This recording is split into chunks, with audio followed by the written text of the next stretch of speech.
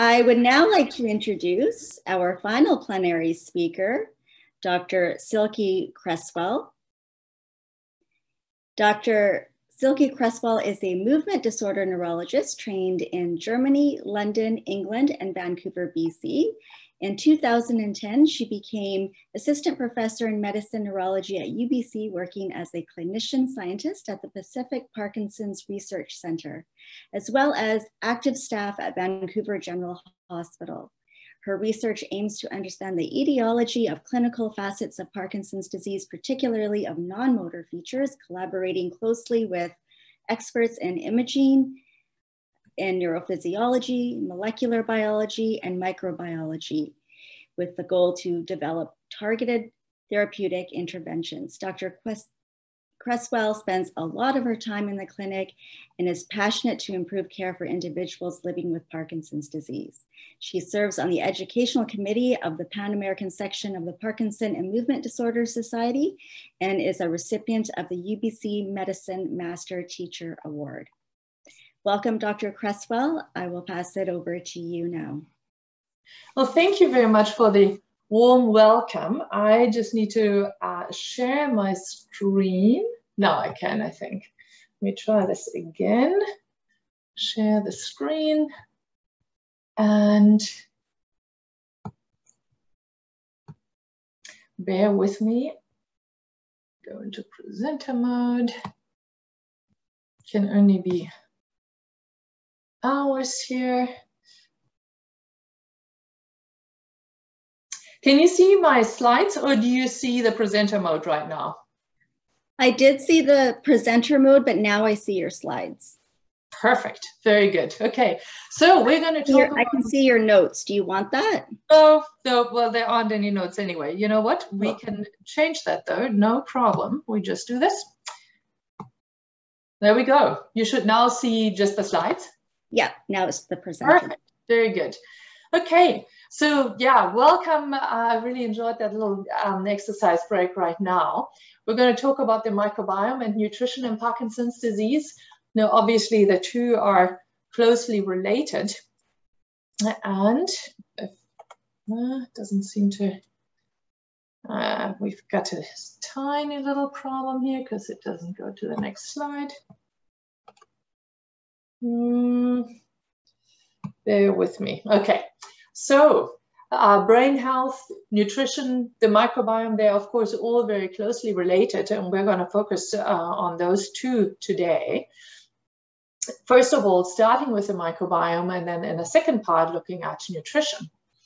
The microbiome, most of you are probably aware of this concept by now because it has been just exploding on the scene and has been so relevant and in so many conditions. So the microbiota, all the microbes living in and on us, it includes the bacteria, the viruses, the fungi, the archaea.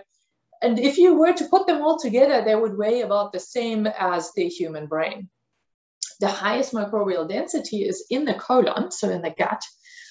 And they have a range of different tasks to do. We evolved with them, so it's no surprise that they have all these different tasks. They obviously defend us from harmful microbes, so that the so-called pathogens.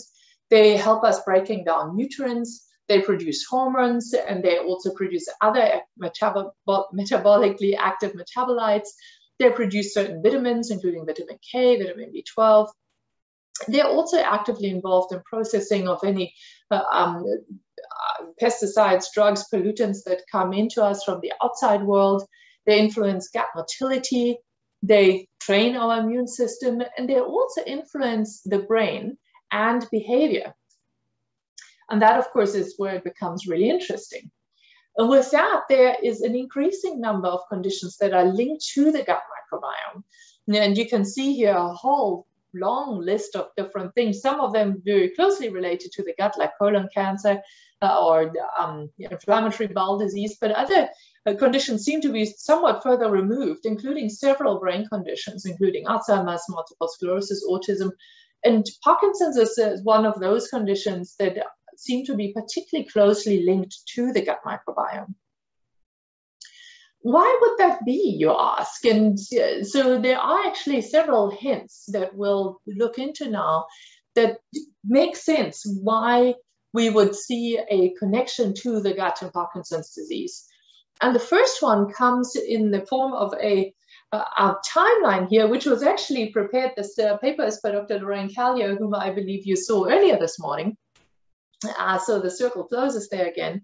And that is that constipation is actually a very early, or can be a very early symptom in the development of Parkinson's disease. And other symptoms, particularly brain-based symptoms and the classical movement symptoms that we all associate with Parkinson's disease, actually come years, if not decades later. And so constipation can happen some 20 years before the actual motor symptoms manifest. And of course, given that, you have to ask yourself, well, does Parkinson's, at least in a certain portion of people, maybe start in the gut? What actually happens there? Is there an involvement of the microbiome? And is this an opportunity for early recognition and then early intervention at a point when the disease process is still at the level of the gut and has not actually reached the brain yet? And that, of course, is the holy grail. You know, we're certainly not there yet, but that would be something. If we could diagnose Parkinson's early when it's still at the level of the gut, if that is indeed the case, and treat it at that point where we can reach it and take samples much easier than once it has reached the brain, that would, of course, be fantastic. Now, there are additional hints from the clinic. So constipation, I just mentioned, and the poor sense of smell are both very early and very frequent symptoms. And of course, the gut and the nose are internal contact areas with the environment, and they are both very densely populated by the microbiota. Anxiety, depression, fatigue, mild cognitive changes can also be very early symptoms in Parkinson's. And all of those have actually been associated with changes in the gut microbiome in people who don't have Parkinson's. So they themselves in their own right are related to changes in the gut microbiome. There are some hints from epidemiology, so these big population size studies. And one of them is from the Nordic countries here, from Sweden, looking at vagotomy. So vagotomy is a procedure that used to be done much more than it would be done now to treat stomach ulcers, which we now know actually caused by, you guessed it, bacteria. And what they did was to cut those nerves that connect the stomach to the brain. It's the vagus nerve is kind of the super highway, direct connection from the gut and other internal organs straight to the brainstem to be exact. So the very kind of basic parts of the brain. And if you cut the vagus nerve entirely, you actually, and then follow people over, in this case, many years here, you actually see a lower rate of developing Parkinson's disease over the next few decades. So the question is this cutting the entire vagus nerve, is that maybe cutting off a root of any pathogens, proteins, etc., that might cause Parkinson's to get from the gut to the brain? And interestingly enough, you have to indeed cut the entire vagus nerve. If you only cut part of it, so do a partial vagotomy, you don't have that risk reduction. So you can't leave a lane open. You have to really close the highway. And another registry study showed that appendectomy, so removing your appendix, which usually happens in early adulthood, also is associated with a lower risk of Parkinson's disease later on. That wasn't confirmed in another follow-up study, but this study seems to suggest that there's indeed a connection here. If you look at the appendix itself, you can actually see, and stain it, you can actually see alpha-synuclein in the appendix. That's the red staining in these pictures. And this is just one example. You can find alpha-synuclein throughout the gastrointestinal tract. And there is still a debate out there whether this actually means having alpha-synuclein in the gastrointestinal tract and having it deposited there, whether that actually is an early form of Parkinson's or not. Some studies have found this deposition of alpha-synuclein in people who never develop Parkinson's disease as well. But nonetheless, it certainly is worth taking note of that. And the question is, of course, there's always much more complex because there are different forms of alpha-synuclein. So I think there's more work to be done. But nonetheless, I think it is a piece in that puzzle. Likewise, I just talked about the vagus nerve. And this a similar experiment was then done in mice as well. And what they did, if they used fibrils, so little parts of alpha-synuclein, this particular protein that tends to accumulate in Parkinson's disease, and put that into the gut, so injected that into the gut of these rodents, as long as they still have the vagus nerve, these are these two yellow lines that directly connect to the brain here, these little fibrils, the proteins, actually travel from the gut straight via the vagus nerve to the brain. If you cut those vagus nerves, because we have two, we've got one on each side, then that did not happen because it couldn't travel. And so therefore, this confirmed the notion that there is actually this connection that the vagus nerve provides from something like the alpha-synuclein protein to travel from the gut straight to the brain. We also know from looking at the details of the gut that there is mild gut inflammation in Parkinson's disease, and inflammatory parameters are increased. There is reduced barrier function, meaning that there's leakiness. You can find some of the bacteria. So for example, in this particular study there from 10 years ago, they looked at E. coli invasion, and you can find them in the mucosa of the gut wall, which is not where they should be.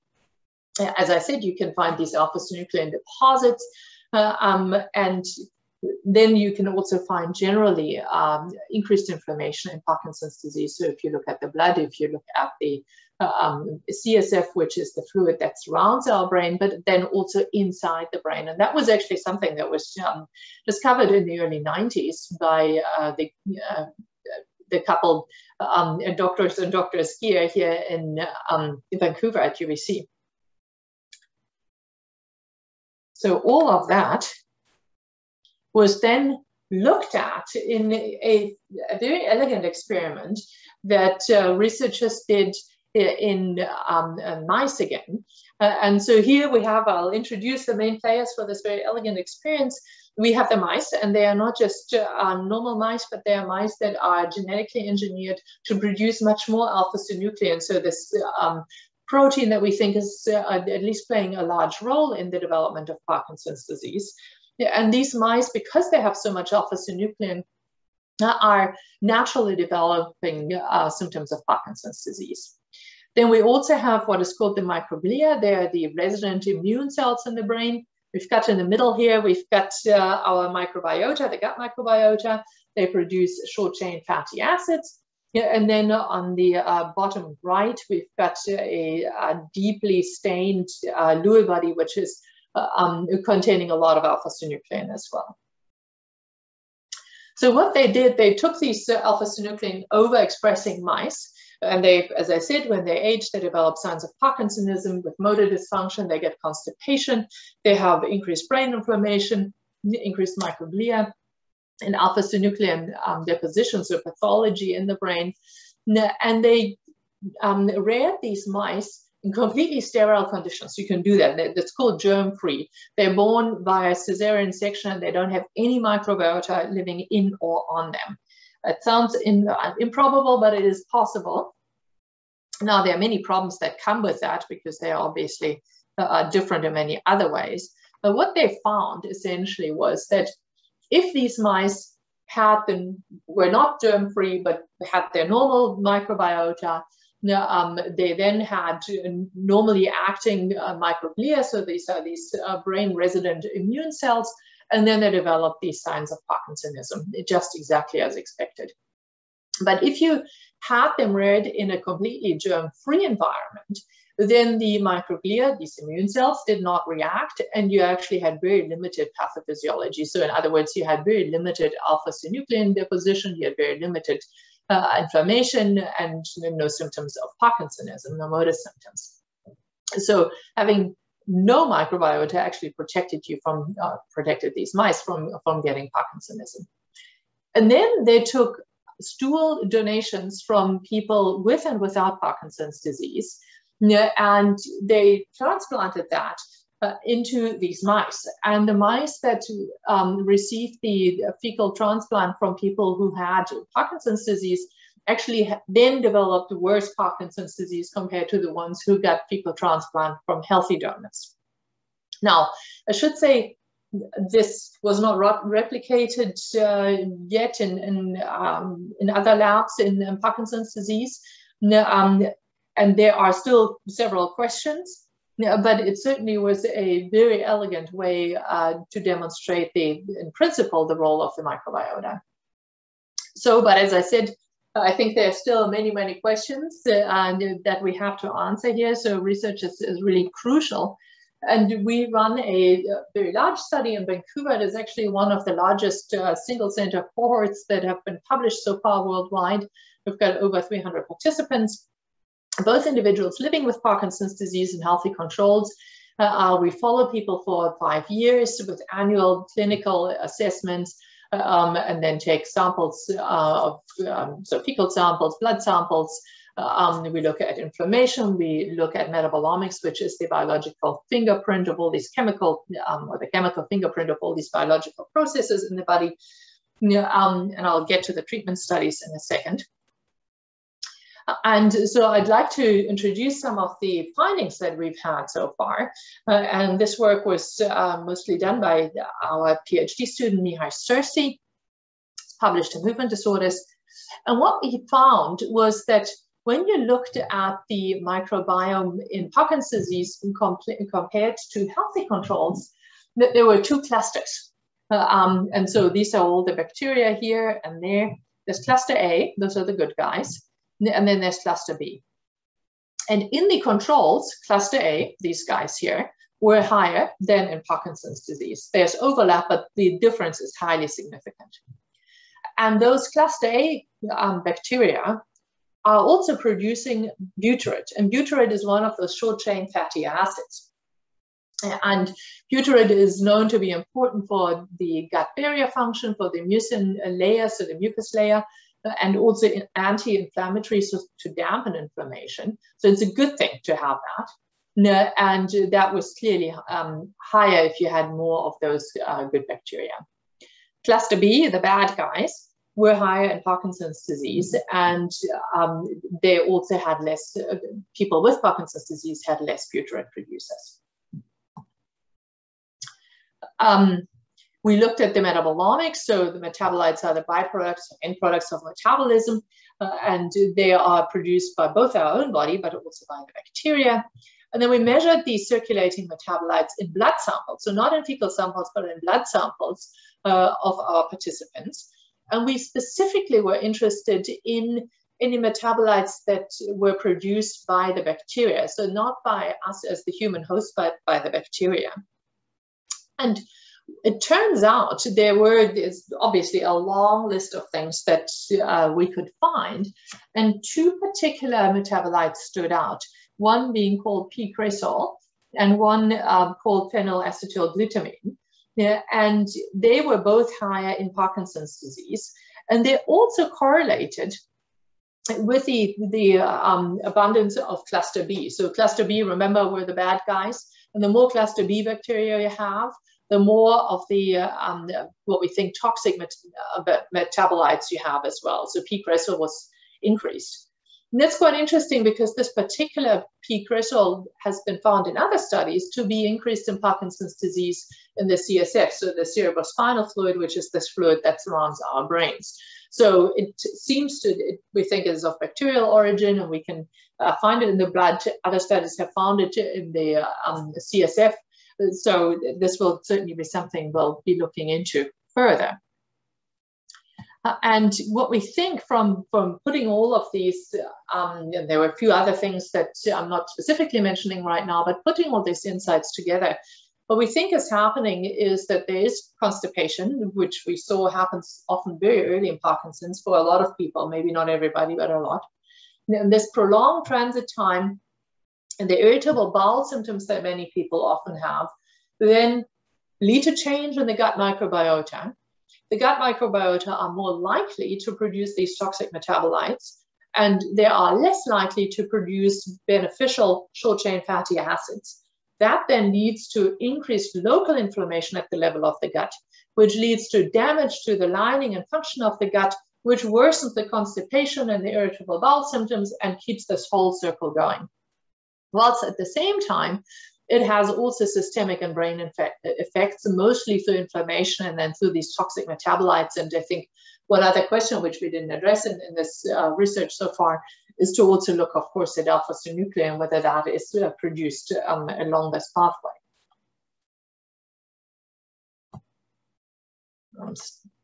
There we go. Now, another question, and this was also funded by the Parkinsons Society here in BC, was the question, do fungi actually play a role in Parkinson's disease? Because, you know, you probably have heard of fungal overgrowth, and no study had looked at that yet. And so we said, look, we need to know whether this is actually something we need to look at, because we're just looking at bacteria here. And it turns out that overall the fungal load in the fecal samples was actually very low across the board, but it was even lower in people with Parkinson's compared to people who were healthy controls. There were no significant differences to healthy controls in the specific types of fungi that were there, although there was a trend in people with Parkinson's disease, and that's the panel on the left here, to have less diversity in the fungi that were present. And also, and that's the panel on the right, there were less fungi in people who have Parkinson's disease compared to the number of bacteria that were there, if you compare this to healthy controls. So overall, we feel that fungi are unlikely to play a role in the Parkinson's disease gut dysbiosis. So they're probably not playing a big role here, which is also good to know. And so it's, we can focus our energy elsewhere. So as a brief summary up to this point, in the meantime, we've had over a dozen studies investigating the gut microbiome in Parkinson's disease cross-sectionally, so at one time point, and there are few follow-up studies worldwide. And between those studies that have been done worldwide, certain themes clearly emerge now. It is clear that the gut microbiome profile differs between people who've got Parkinson's and healthy controls. There are certain bacteria that seem to be increased, so Akkermansia is one of them, Lactobacillus, Bifidobacteriacea, Enterobacteriacea, and others are decreased, like Prevotellacea, Fecalibacterium, Roseburia, Leptospiracea. It doesn't matter, you know, the specific names don't really matter. There's reduced diversity in Parkinson's disease microbiome, so you have less variations.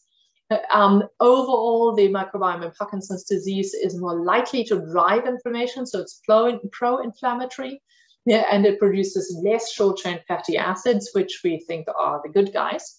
But there's certainly much more work to be done, and we continue to do that. There are other projects that we are currently pursuing to characterize, for example, the different players in much more detail, so that we can really use that information to then develop targeted therapies. And so to just bring this all together, again, what we think is happening, there's this early loss of sense of smell, and maybe something comes in that could be nutrition, toxins, medications through the nose or the gut. It can trigger inflammation. The inflammation and the gut leakiness, so the permeability, might then also drive the accumulation of alpha-synuclein, which then leads to systemic inflammation as well as inflammation of the brain as well. The vagus nerve here, these purple guys, plays a role probably as a highway directly to the brain to transport potentially harmful proteins. And fortunately, you know, looking at that, we want to, of course, intervene early on. And in order to do that, we need to understand this whole system still very much better. Oops. That wasn't what I wanted to do. my forward button for the slides is covered by the sharing, hence the. So, and eventually, of course, the goal is to come up with microbiome-based therapies. And as I said in the very beginning, of course, the earlier we can apply those therapies, the better. Current commercially available probiotics are really quite similar. I'd say they're all probiotics 101. They're really bifidobacteria and lactobacillicea. And so I think we really are hoping to get to a much more targeted probiotic that can be used to target the problems that we see in Parkinson's disease. There are some probiotic studies that already show that this can be helpful. So multi-strain probiotics can improve constipation in Parkinson's disease. They can also improve mood and anxiety in non-Parkinson's populations. And so we have actually an ongoing trial at our center that is recruiting right now, the TAP trial, looking into a multi-strain probiotic for the treatment of anxiety in Parkinson's disease compared to a placebo. And we'll soon have a very similar study going for the treatment of depression, mild to moderate depression in Parkinson's disease. If you're interested in that, you can contact Petra Uselman, our research nurse who leads the clinical trials unit. The aim, of course, is, as I said, to develop much more targeted probiotics and microbiome-targeted therapies for Parkinson's, either alone or in combination with other nutritional interventions. And that brings me to this very topic, nutrition. We know that the Western diet is certainly not good for us. So when I say Western diet, I say fried foods, processed foods, sugar, white flour, red meat, full-fat dairy, high salt, etc. Compared to I say non-Western diet, but there are certainly several diets around the world, diet patterns around the world that are healthier than our Western diet. And they usually consist of more fish, fresh fruit, and vegetables, low fat dairy products, etc. We'll get into that. And so what the Western diet does, it reduces the good guys, the good bacteria. It reduces the production of short-chain fatty acids, which we already learned is not a good thing. It leads to an increase in anxiety. It can induce depression and leads to an increase in inflammation and metabolic syndrome as well. And so this is really what we want to address. So there have been many studies looking at nutrition and cognitive decline, and particularly the prevention of cognitive decline. The best studied diet is the Mediterranean diet here. And the Mediterranean diet, as you probably all know, has many potential different ways to influence health. So there are B vitamins in there, there are flavonoids, so the colors then you see this very colorful picture here, that we eat vitamin D, polyunsaturated fatty acids, high fiber, they're anti-inflammatory. There's a whole list of different mechanisms for which the Mediterranean diet probably provides benefits. And if you look at studies into Parkinsonism, so I say that intentionally it's not necessarily Parkinson's disease, but some of the studies look at signs that we call Parkinsonism without being a complete diagnosis of Parkinson's yet. And these studies, though, all point into the same direction, that a high adherence to a healthy Mediterranean type eating pattern is actually associated with a reduced risk to develop Parkinson's and symptoms of early prodromal Parkinson's disease. There's one study that showed slower disease progression of Parkinson's disease in healthy eating patterns similar to Mediterranean diet patterns. This is an observational study, though. It was not a clinical trial. And with that, we also looked at something called the MIND diet. And that's another variation of the Mediterranean diet. It was developed by Dr. Claire Morris in Chicago specifically to actually target cognitive decline and to prevent it as well. And she was particularly interested in Alzheimer's disease, but it certainly is applicable to the general population as well. And so the MIND diet includes more green, leafy, and other vegetables, seeds, nuts, berries, beans, whole grains, fish, poultry, and olive oil. Yeah, and so those are the things you should eat. Yeah, and then it reduces the intake of red meat, full-fat dairy, so such as butter or full-fat cheese, pastries, sweets, fried or fast or processed foods. And this indeed can reduce the risk of Alzheimer's quite considerably. But we found, looking at that it actually seems to have a potential effect in Parkinson's disease as well. So these same over 300 people that you saw that participate in the microbiome study, they also filled in very detailed dietary questionnaires. And they're not fun to fill in, but they are extremely valuable. Yeah, and what we found is that if you score people to, according to their adherence to either a Mediterranean type diet, there are different ones, or particularly the MIND diet, that the people who are in the upper third of adhering to those diets, so eating well, compared to the lower third, so we here have our a low, medium, and high adherence, so those are our 3/3. And if you compare those people who now already have Parkinson's disease and look at what their age of onset of Parkinson's disease was, that the people who eat better actually have a later disease onset. So for men, that difference was up to 8 years. And for women, this difference was up to 17 years. Now, this is cross-sectional. This is not an interventional study, obviously, and it is over a long period of time. But I think it is a very strong signal if you consider that we don't have anything other than probably exercise to slow disease progression down, prevent Parkinson's, or delay Parkinson's. Now, we also found that with the better diet, so with a high adherence, that there was less inflammation compared to the low adherence.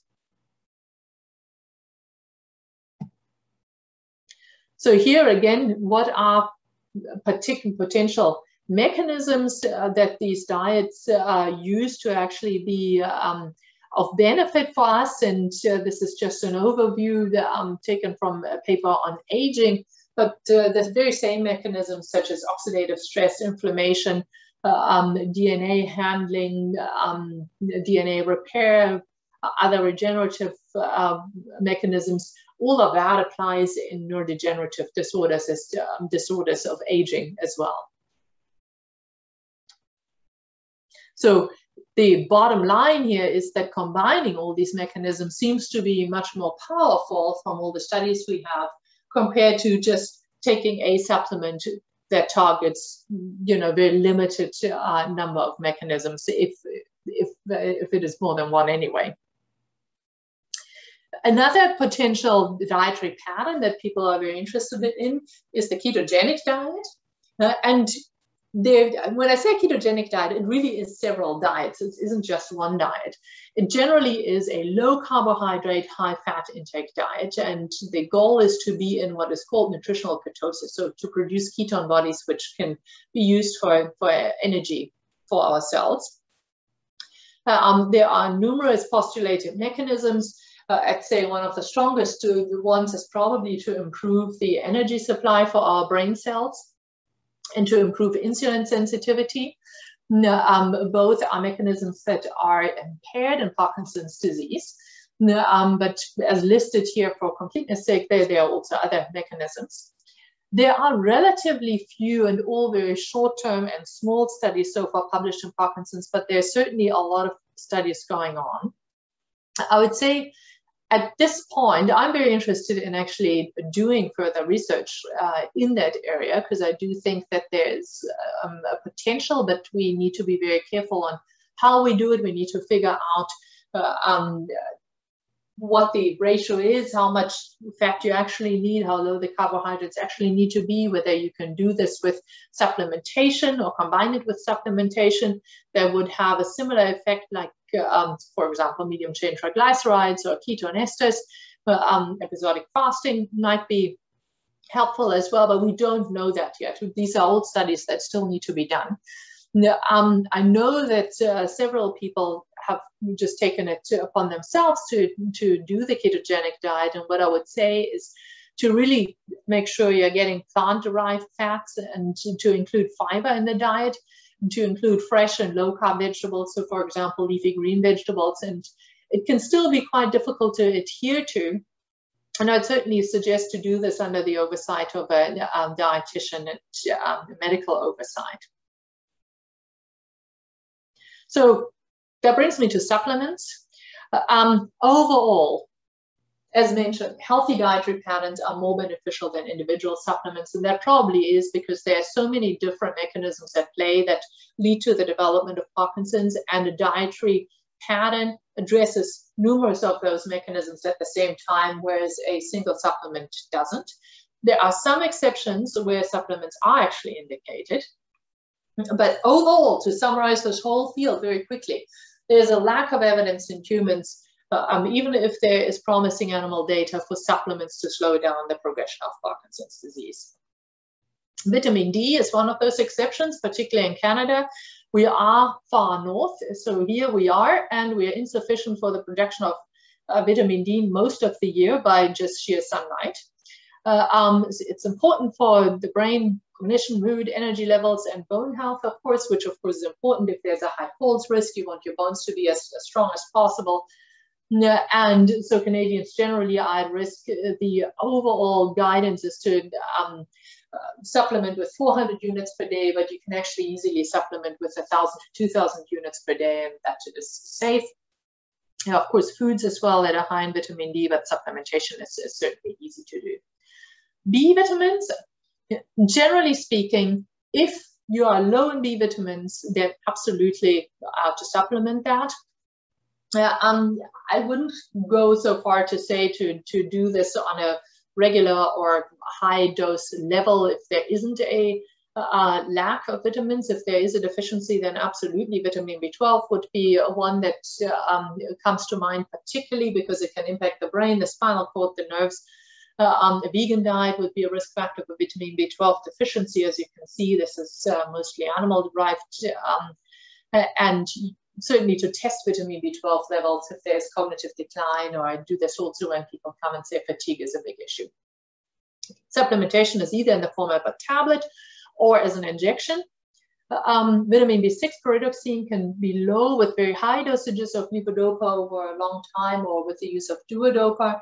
Then in that case, I would say to consult with your medical team. You can also overdose vitamin B6. So yeah, I think that should be something that should be done together with your medical team. I'd say taking a vitamin B complex every now and then is probably not a bad idea, but regular higher dose supplementation definitely discussed with the medical team. Then there are some special considerations in Parkinson's disease. One is motor fluctuations. If levodopa, and so I'm just looking at the nutritional impact here. So if levodopa is taking too long to kick in, or is not reliably kicking in with a lot of off time, then it might be worth taking a levodopa about an hour away from protein-containing meals, particularly after having had a meal. And it is still advisable to take levodopa, though, with a non-protein snack. So crackers, banana, applesauce, to stimulate the stomach to actually empty its contents into the small intestine, because that is where levodopa is actually absorbed. Yeah, and sometimes it can be helpful to do a protein redistribution, so eat 80% of your protein at dinner time, the last meal of the day, where you can then wind down. Any iron supplements should be taken at least 2 hours apart from levodopa, because they can combine and then not be absorbed. And very important to address constipation, and of course that can be done with nutrition as well. It is, as we already saw, a common and early issue in Parkinson's. Definitely ensure sufficient fluid intake, fresh food, vegetables, leafy green vegetables, and to avoid highly processed food. Fiber intake is really important. And fiber also helps the good gut bacteria to produce these short-chain fatty acids, which then reduce inflammation. And that, again, improves gut health and should also improve the constipation. But often, and this is entirely fine, it is necessary to use stool softeners or laxatives in the long run. And that is something that I definitely advocate for in Parkinson's disease. Weight loss is also a fairly frequent problem, probably due to a lesser sense of taste and smell, and a loss of appetite with that. If you have a lot of dyskinesias, you will be burning much more calories, so you will need extra energy coming in.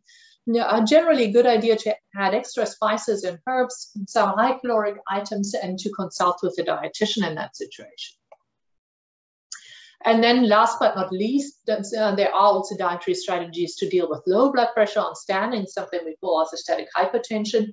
So to eat several smaller rather than fewer larger meals, because, you know, after a large meal, yeah, all the blood goes to the stomach and you're just feeling tired and but there's a reduced blood flow to the brain. You know, so you really want to have several smaller meals. In that particular situation, you can increase your salt intake liberally. That is not what we usually recommend, but if you have low blood pressure and standing, that is what you need to do. Avoid alcohol, because that can reduce blood pressure. You can have coffee with meals, at least before the early afternoon.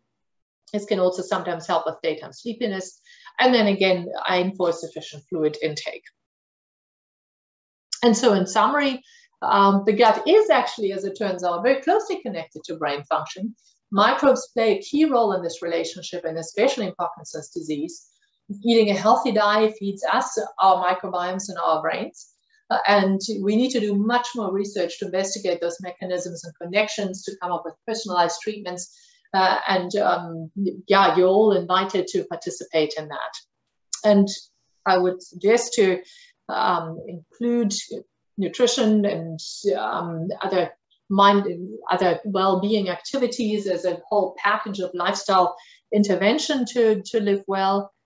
And with that, I thank everybody who's participated in studies, because without you, we couldn't do any, and we wouldn't gain any new insights and couldn't develop new therapies. And of course, I thank the Parkinson's Society of British Columbia for their generous and ongoing support.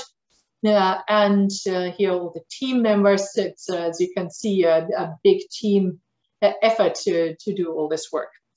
And with that, I'll stop sharing and yeah, hand it back to Alana. Thank you very much for a meaningful and interesting presentation, Dr. Cresswell. We'll go into a 10-minute Q&A now.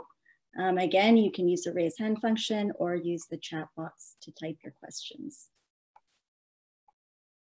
So let me just open the chat here. I haven't seen the questions yet. So there are a few questions. Yeah, no, I'm just opening that. Oops, those are disappeared. We're getting there. All right, so 10 years ago, I was diagnosed with IBS, so irritable bowel syndrome, and recently have been diagnosed with small intestine bacterial overgrowth. My naturopath doctor has advised me to use a low FODMAP diet to resolve the small intestinal bacterial overgrowth. Would you recommend this diet over the Mediterranean diet? She's also suggesting that I take probiotics. Do you think that probiotics are helpful in resolving SIBO? Yes, excellent questions. So just for background, the small intestine shouldn't be loaded with bacteria as the colon is. That should be actually a space where there are few bacteria. And if you have an overgrowth there, and that is much more common in Parkinson's disease, this is something to address. A recent study unfortunately showed that treating this with antibiotics did not help levodopa to be absorbed any better, or to reduce off time, which was the hope. Having said that, I wouldn't say I would prefer a FODMAP diet, so that is essentially a diet that reduces any foods that are known to be more aggravating to the gastrointestinal system. So like it's more bland foods to reduce inflammation, etc. And sometimes that might be needed to just calm everything down first. Nonetheless, I think these things are not set in stone, you know, that you have to follow the X diet and the Mediterranean diet, but you personalize these things, right? If there are certain parts of the Mediterranean diet that don't agree with you, then that might not be for you. And you will probably, particularly with a diet that is very reduced to start with and then adds different foods one at a time to see how you're tolerating those, can be very helpful. So I think that is where we also need much more research to really figure out what the diets are that and the foods are that are beneficial for the individual. What's the suggestion for the medication and protein? This might have been a question that was typed before I addressed this. So yes, there is a problem potentially, not for everybody, but for some people, in levodopa getting to the brain when protein in the food is taken at the same time. So for example, if you have a big steak that takes up these active protein transport mechanisms, and then the levodopa, which is also a protein, doesn't get on board. So if that is an issue, if you find your levodopa doesn't kick in when you actually have a protein-rich diet or meal, then definitely go and take the medication about an hour away from protein, and you might have to shift most of your protein intake to dinner time. Then, could long-term, 20 years plus, use of pantoprazole for treatment of GERD play a role in PD onset? Should I consider stopping it? Its use now that I've been diagnosed with Parkinson's? So that depends. Again, you know, it's difficult to give specific advice. You know, it's a bit of a chicken and egg problem as to what came first. You know, was the GERD maybe already part of, because GERD is more common in Parkinson's disease. Was this maybe an early part of Parkinson's? Obviously, you want to know, was this driven by another bacterium, Helicobacter pylori? And I would discuss that question, whether you should continue the proton pump inhibitors with your own physician, because that depends entirely on which symptoms are more impacting you and whether there's ongoing inflammation of the stomach. My husband has advanced PD, including constipation and poor uptake of medications. I've had digestion problems with symptoms similar to IBS provoked by many foods. I've been trying to have a more plant-based diet, but seems to be triggered by most of these healthy foods. I want to consult someone who can help us have a healthy diet. What kind of specialist should we consult? Not nutritionalist, naturopath. I have a history of allergies, but allergist says allergies do not cause my gut reactions. We live in Victoria. Yeah, I wish I could recommend somebody specifically. So a dietitian would certainly be a good person to start with. Some naturopaths might be knowledgeable about this as well. I wish I had somebody specifically that I could recommend, but I wouldn't know that either in Victoria. I don't know. Lana, does the Parkinson's Society have any researches of that resources of that nature? Yeah, you know, if you send us an email, I can try helping you out with that. Perfect. That's great. Excellent. So I know there are for a lot of the other allied health team members, you can get help. So that'd be super. My husband has Celiac disease. Is there a relationship with Parkinson's disease? Oh, excellent question. I actually had a slide to that, but it got relegated in the interest of time. So not really is the short answer. Or no. Sometimes they come at the same time, of course, because they are both relatively common diseases. If you have Parkinson's disease and you're not celiac, you don't have gluten intolerance, you do not need to cut down on wheat or gluten. The potential downside of a gluten-free diet, and I know this because half of our family has celiac, so I know this rather well, is that you actually often miss out on whole grain foods. They are often more highly processed or white flours. So I certainly would not recommend, unless you have a specific reaction to gluten, and that is proven, to cut out gluten, because you know there is no shown connection. Now, next one, do you recommend probiotics? If so, which type of brand? So, I mean, of course, I couldn't recommend a particular type of brand as a physician, and I don't.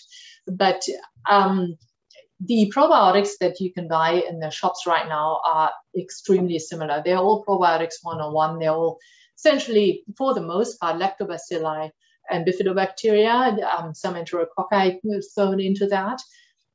So they're all really very similar. They are not medical products like medications where the oversight is quite the same as for medications where it is completely reliable what is in there. So there might be variations in terms of how, what, you know, are there bacteria that are in these probiotics still in good shape? Are they protected enough to actually reach your colon? So the trials that were done for constipation and that showed benefit were also done. That this was a multi-strain probiotic that combined certain bifidobacteria, lactobacilli, and enterococci, which is very much the standard. So no specific recommendation, but we're doing very active research to hopefully come up with you know, probiotics 201 rather than just 101. What are your thoughts on microdosing psilocybin mushrooms? Well, that's a little bit out of the, that's, would you advocate for the addition of MCT oil to diet? So the first question is really out of the you know, what we're discussing today, although mushrooms are mushrooms, but that's really more a medical thing. I think it's a very interesting field that is evolving. Just briefly, it's certainly not something that I could recommend at this point as a scientist. I think there is certainly potential to look at those psychoactive mushrooms in the treatment, for example, of depression. There's a risk of harboring psychosis as well. I think we just need way more research before we can recommend that, but it's a very interesting area, of course. Would you advocate for the addition of MCT oil? Excellent question. Funny you should ask, because I'm just spending my weekend otherwise writing, if I'm not giving talks, writing grant applications, and one of them is to test exactly that, because we don't have a study in Parkinson's testing MCT oil, and that's something I would really like to do along and or compared to the ketogenic diet. So wish us luck that we get funding, and then I can hopefully tell you the answer once we've done the study. But currently I can't recommend it yet because we don't have the study in Parkinson's. But from Alzheimer's research, it probably has some benefit for particularly cognition. I have severe constipation, can't have bowel movements at all, so go to bowel cleansing every 5 days, but find that trembling more will relieve after at least 1 day. What can I do? I take 6 pieces of levocarb every day. Well, this is a very specific question, of course, and yeah, you know, I can't give personal health advice here. No, but generally speaking, the principles are, once you have sorted out the diet, the nutrition, the fluid intake, is to really use laxatives and stool softeners, and you can combine different ones on a very regular daily basis. And the goal really being 1 easy bowel movement a day. And it is fine to use those laxatives and stool softeners on an ongoing basis in Parkinson's. Are there some foods to avoid, for example, yogurt? So that's an interesting question, because yogurt, of course, is dairy. Dairy has a reputation to be a high dairy intake has an association with a higher risk of developing Parkinson's disease. It is not clear what happens if you already have Parkinson's disease and whether you should be careful with dairy then. Yogurt, of course, has protein. So if you take it with a levodopa and protein interacts, in your case with a levodopa, then don't take it with levodopa. Certain yogurts, probiotic yogurts, of course, have probiotics in them as well, which can be very helpful. So the bottom line is probably fine to eat yogurt, which is overall much less, you know, it's not a high fat generally, unless you take a high fat yogurt. High fat dairy, it has probiotics, most yogurts do. They can sometimes be, of course, entirely killed off in the process. So take something that is probiotic, and if it agrees with you, fine to eat yogurt. would it make sense to take digestive enzymes first? It might. It's not something we recommend on a routine basis. But if you find that that helps you, given that gut function is altered in Parkinson's disease, then that's probably fine. I generally try to limit all the things we're bringing in, but if you personally find this is helpful, then as long as you stick to the upper recommended limits, that's okay. Is there a correlation between a burst appendix and PD? That is not known. So it's the appendectomy, so taking the appendix out, but to the best of my knowledge, they did not look at the burst appendix. So I can't answer that question with certainty. You said, okay, to use stool softener longer term. What type? Well, as I said, there are different types. Some work on the principle of drawing fluid into the gut. So for example, polyethylene glycol stays in the gut and it draws fluid in. It can, of course, only draw fluid in if you've taken enough fluid in. If you're not drinking enough, then there's not enough to pull. That makes the stool bulkier, which then causes the gut to propel the contents and makes it also softer and easier to pass.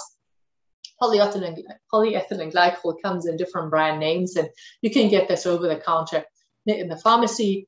Other people use magnesium, others use senna. Lactulose, often I find people say it leads to bloating, so it might not be so good. There are other prescription type drugs that we can use as well if needed. In your research, you have found that people with PD have a higher incidence of bowel cancer. No, I didn't know. Oh, have you found? No, we have not. That does not seem to be related to Parkinson's disease. We're interested in learning more about the use of mannitol. Your thoughts? Not many thoughts at this point. Again, no studies to the best of my knowledge in Parkinson's disease. I think, yeah, that's something we need to learn more about. What email can we use to communicate with you, say, for dietitian recommendation in Surrey, BC? So I would say to get a dietitian recommendation in Surrey, I would actually contact the Parkinson Society. They'd be the better source for the list of practitioners. Elena, yeah, I'm channeling that to you. Yes, that's the end of that was the last question. Okay, great. Well, thank you very much, Dr. Cresswell, for joining us today to share your knowledge on the microbiome and nutrition. A big thank you again to all of our plenaries today. And thank you again to all of you who attended. We will be emailing you a evaluation, so please do fill that out because your feedback is important to us. So have a great afternoon and see you at the next webinar.